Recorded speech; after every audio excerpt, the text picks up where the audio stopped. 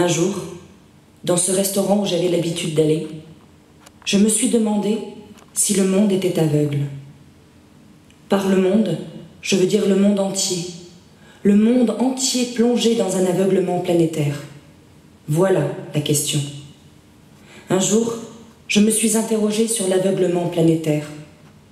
Et cet aveuglement planétaire m'a fait peur. Un jour, j'ai compris. J'ai compris que c'était une caverne dans laquelle nous vivions. Et que cette caverne, ce n'était pas n'importe quelle caverne. C'était la caverne de Platon. Donc la caverne, ça se passe dans un univers dystopique dans lequel les images ont pris le pas sur la réalité. Donc on est dans un monde complètement futuriste qui est vraiment axé sur les images. Et dans ce monde-là, on est centré autour d'une famille, donc la famille Palude, qui tient une faïencerie et qui cherche à commercialiser donc d'abord sa vaisselle puis ses figurines à un gigantesque quartier d'affaires qui vient de voir le jour. C'est un nouveau départ, monsieur Palude. Un nouveau départ dans un nouveau monde. Et vous en faites partie. Ben, en fait, c'est un texte déjà qui est c'est un texte philosophique à la base. C'est tiré de Platon et moi c'est quelque chose qui m'avait toujours fasciné quand je l'avais travaillé, parce qu'on travaille généralement on travaille au lycée. Et je m'étais posé la question en le lisant, mais tiens, c'est drôle quand même cette histoire, pourquoi il se retrouve là, pourquoi il se retrouve dans une caverne, pourquoi la caverne ça représente l'humanité. Enfin, j'avais toute une série de questions comme ça que je m'étais posées, et l'envie de reprendre ce texte et d'en faire quelque chose, ça faisait déjà un certain temps que je la traînais. Je savais pas encore bien comment ça allait pouvoir se faire. Ce qui était évident pour moi, c'est que j'avais pas envie de reprendre le texte écrit par Platon, j'avais vraiment envie de l'adapter au théâtre. Donc après je suis allé voir toute une série d'autres documents dont je me suis énormément inspiré. Je me suis beaucoup inspiré du travail de George Orwell, notamment dans 1984 ou dans La ferme des animaux. Voilà, je me suis beaucoup... la figure de Big Brother, qui est très présente aussi dans le spectacle, du coup. Enfin, il y a énormément comme ça d'auteurs, de thématiques qui sont venus inspirer mon travail. Et du coup, voilà, ça s'est nourri petit à petit. Et puis après, j'avais aussi envie de travailler avec les acteurs. Donc à la base, j'ai écrit une trame relativement courte, sur laquelle on a retravaillé après, pour pouvoir aboutir à un texte plus global, quoi. Donc le travail final, c'est un travail qui est né, oui, d'une rencontre, si je puis dire, entre Platon, ma vision de la caverne et la vision qu'avaient aussi les acteurs et ce qu'ils avaient envie de faire. Bonjour. Oui. Cyprien Palude, oui. Comment? Palude. Palude comme Palude. Comme Palude. Oui, d'accord. Bien sûr, aucun problème. J'interprète Cyprien Palude, patron, directeur d'une faïencerie familiale. Voilà, un homme peut-être un peu bourru, d'une autre époque, et donc cette faïencerie ferme. Je le vois un peu dépassé. Le monde va trop vite pour lui. Mais il est d'une génération... Les hommes sont courageux, quoi, travailleurs. Ils ne baissent pas les bras. Bon, il a un certain âge, donc la fermeture de la faïencerie, qui est une faïencerie familiale, le marque un peu. Mais... il est là, avec un côté un peu bourru, comme je disais tout à l'heure, mais volontaire. Un brave homme, ouais, c'est ça. Et très attaché à la famille. Du coup, à sa fille. Écoute, quand Marceau rentrera, nous aurons une discussion tous les trois. On partira jamais d'ici, papa. Je joue le personnage de Martha Chanfrein, qui est la fille de Cyprien Palude.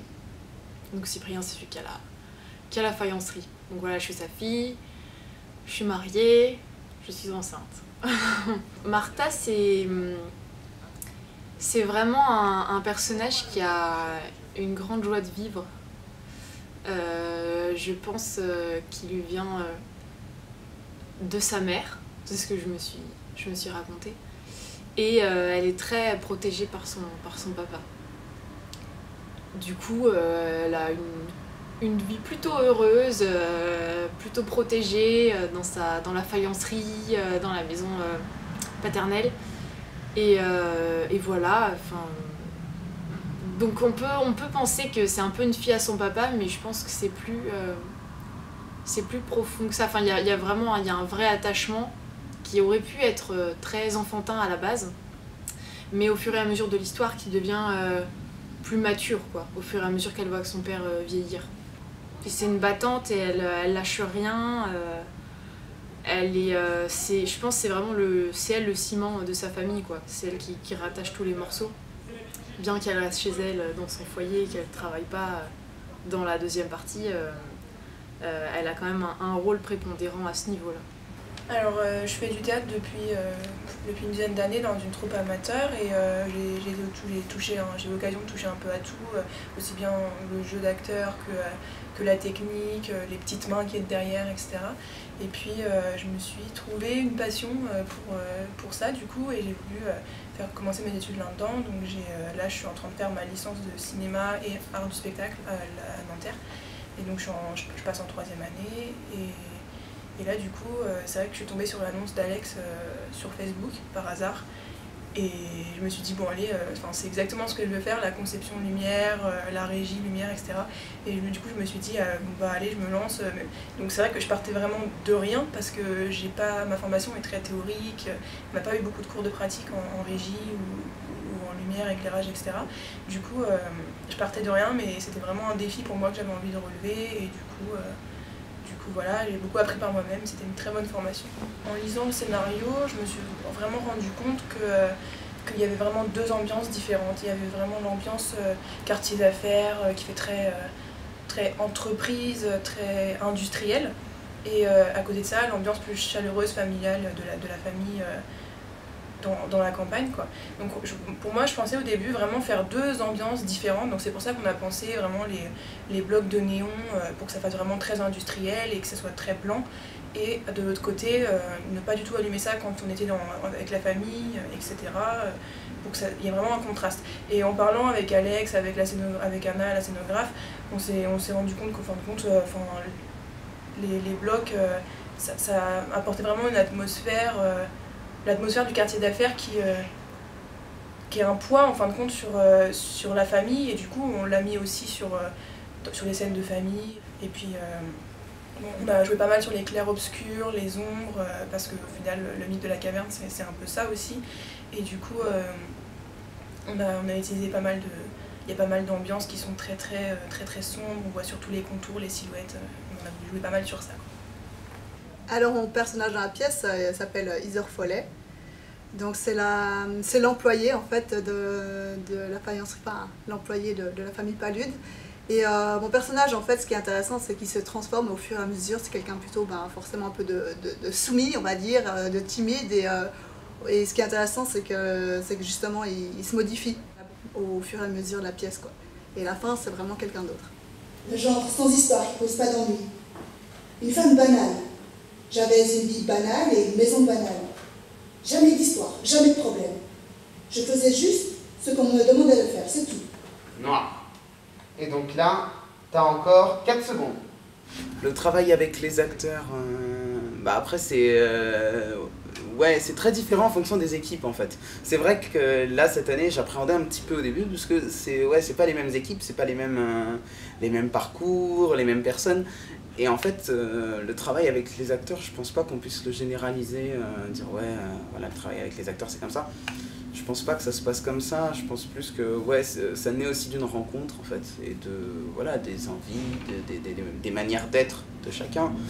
Et voilà, en fait, on s'adapte finalement. Quand on est au théâtre, on travaille énormément sur l'humain aussi. Donc voilà, on apprend même plus on fait plus connaissance quand on est sur le plateau qu'en dehors du plateau, pratiquement. Qu'est-ce qui me garantit que vous dites vrai? Il y a peu de garanties en ce monde, monsieur Chanfra.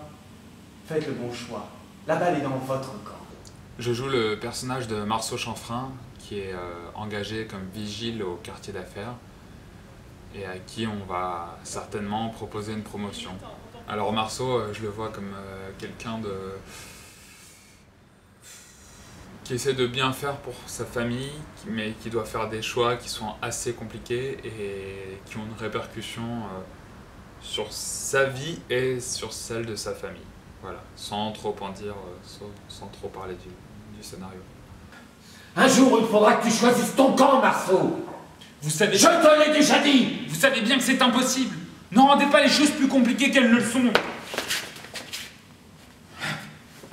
Il fallait très vite changer d'endroit et de lieu. Voilà, on s'en est rendu compte quand je lisais le texte avec Alexandre que voilà, fallait... à un moment on était dans un bureau, à un moment on était à la campagne, et puis des ménages, et j'ai posé la question de comment est-ce que les changements de décor entre les scènes allaient être plus ou moins longs. Il m'a dit non. Donc on a cherché une solution pour voilà, être à plusieurs endroits différents rapidement. Donc j'ai eu cette idée de cette arche, en fait cette espèce de voûte qui serait une fenêtre, une porte, ce serait un objet ambigu mais qui renverrait vers un autre espace et qui nous permettrait soit de créer une porte ouverte vers l'extérieur, un écran de télévision éventuellement, une fenêtre, voilà, qui serait assez polyvalent en fait.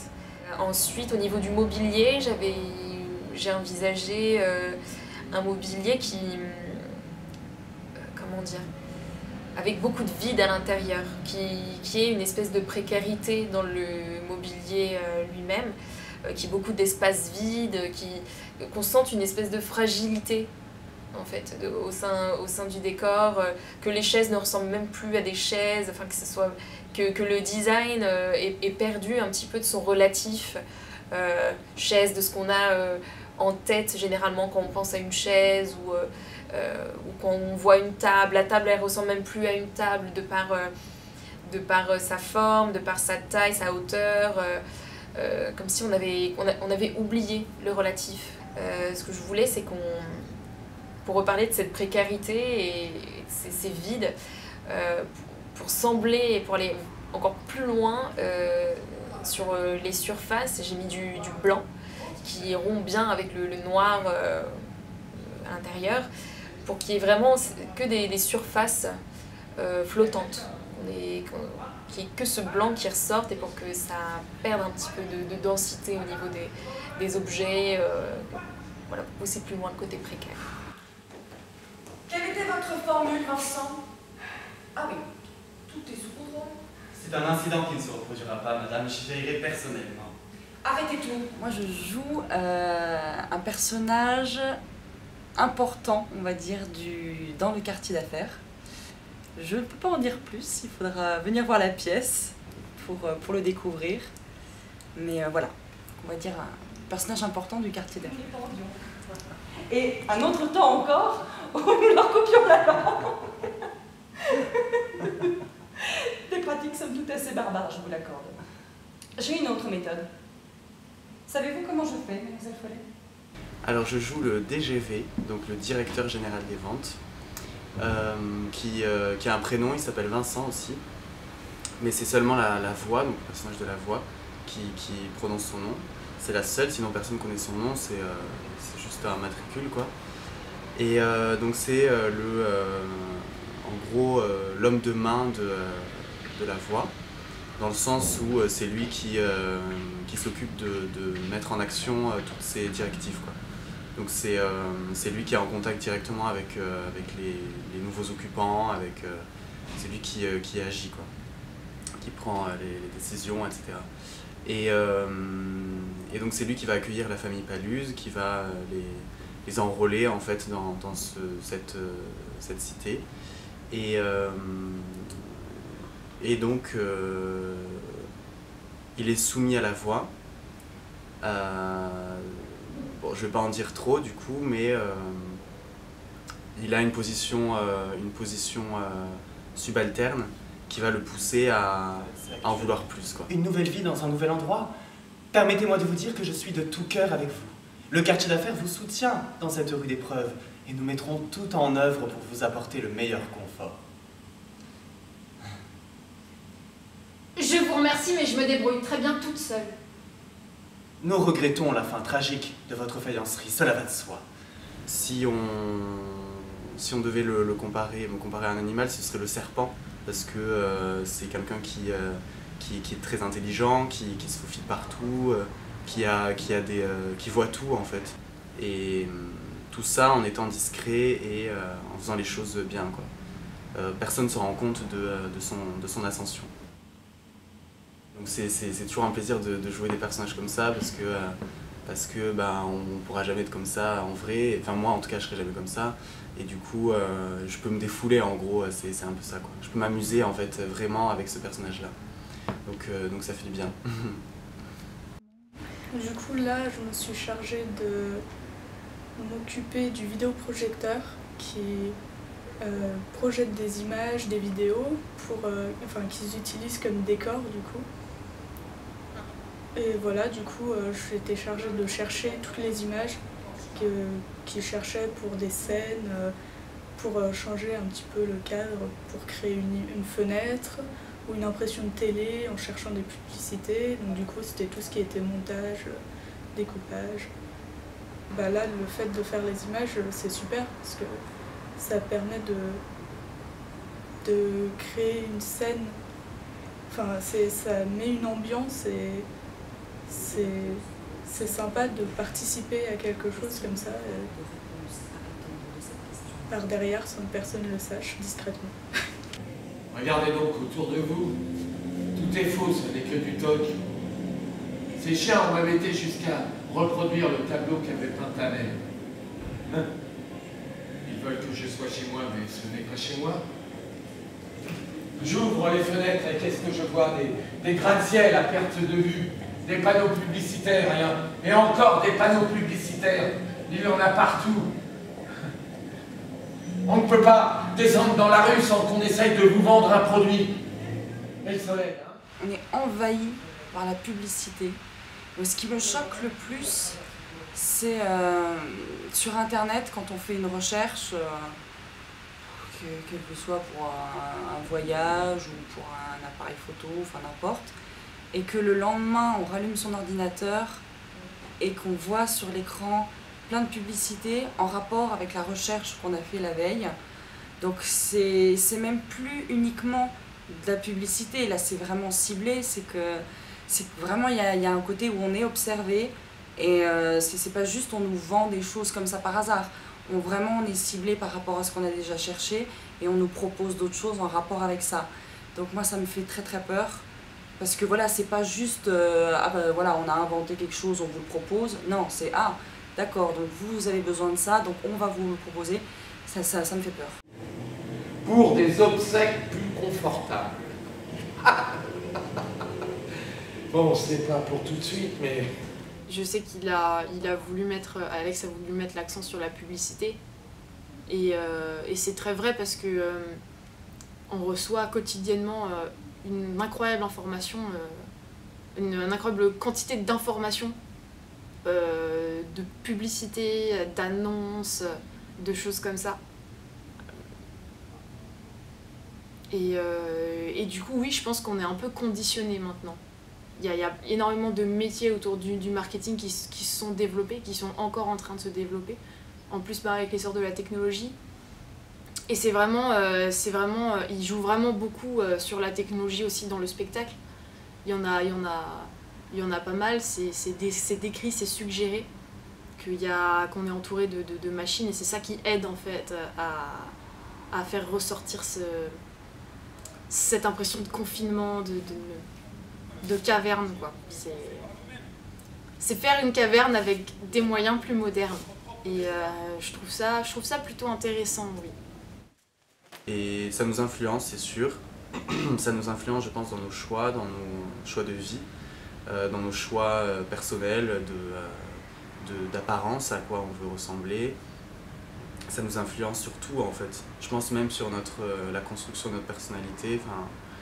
Et après, c'est pas forcément négatif. Il y a aussi un côté c'est notre société est comme ça, du coup ça marche comme ça, c'est-à-dire que si je bâtis mon entreprise, j'ai besoin d'images, il faut que les gens soient au courant que je suis là, sinon je sers à quoi, je peux faire mes figurines tout seul dans mon coin, tout le monde s'en fout quoi. Donc ça n'a pas que un côté négatif, mais là on montre vraiment le côté dystopique quoi. Voilà, c'est des gens qui ont pris pouvoir sur les images et qui imposent des choses aux gens. Et c'est ça qui est négatif, et c'est ce qui se passe bien sûr aujourd'hui, hein, mais on peut faire autrement, et c'est à nous de choisir en fait. Croyez-vous que la liberté est un prix, monsieur Chanfrein? Je ne suis pas sûr de bien comprendre votre question. Croyez-vous que la liberté est un prix? En tout cas, moi, je me vois pas monter un projet si c'est pas quelque chose qui me tient à cœur. Ouais, c'est peut-être vieux jeu de dire ça, mais ouais, j'ai quand même l'envie de raconter quelque chose, d'avoir quelque chose à te dire sur le plateau. Et c'est la première motivation. À partir du moment où on a quelque chose à te dire, après il y a tout l'aspect logistique, trouver une équipe, trouver le planning de la création, quand, où, etc. Toutes les questions de budget, etc. qui sont encore autre chose. Mais vraiment le point central, ouais, c'est vraiment ça, c'est vraiment avoir quelque chose à raconter, quoi. Pas venir juste sur le plateau pour être là, parce que c'est aussi peut-être une vision de l'art que j'ai, je sais pas si elle est fondée ou pas, mais qu'il en soit c'est la mienne, que quand on fait de l'art c'est aussi pour apporter quelque chose à l'autre, et pour rendre à notre échelle un peu le monde meilleur, d'une certaine façon. Donc voilà, le thème là, ce dôme, cet emprisonnement, où tout le monde se ressemble, tout le monde visiblement aussi va être habillé pareil, va penser pareil, où il y a des prises de médicaments pour pas dévier, voilà, où il faut aller droit. J'espère que ça va faire réfléchir les gens, enfin, les mettre en questionnement. Et je suis persuadé qu'il y en a déjà beaucoup qui le sont en questionnement, même sans avoir vu la pièce. Parce qu'on fait tous, on vit tous en société, on fait les choses, mais il y a pas mal de gens qui les font malgré eux, qui se posent des questions. Enfin, on est tous en réflexion, mais on suit le troupeau. Et ce n'est pas très loin. Donc là, on est sur la période de la résidence, donc on finit de monter la pièce. À partir de septembre, on joue la pièce jusqu'à décembre. On a déjà 14 dates, si je dis pas de bêtises. C'est déjà énorme. Si on arrive à porter le projet sur d'autres dates, ce serait top. Sinon c'est quand même une super expérience, quoi, 14 dates. À la suite du projet, alors déjà je trouve que c'est déjà super que déjà au début du projet on ait déjà des dates. C'est assez rare qu'il y ait déjà ça, donc je trouve ça déjà super. La suite du projet, forcément on a envie que ça aille plus loin, qu'il y ait d'autres dates, qu'on puisse aller jouer dans d'autres théâtres parisiens ou pas forcément, hein, ça peut être en banlieue ou en province. Oui, forcément on a envie que l'aventure continue.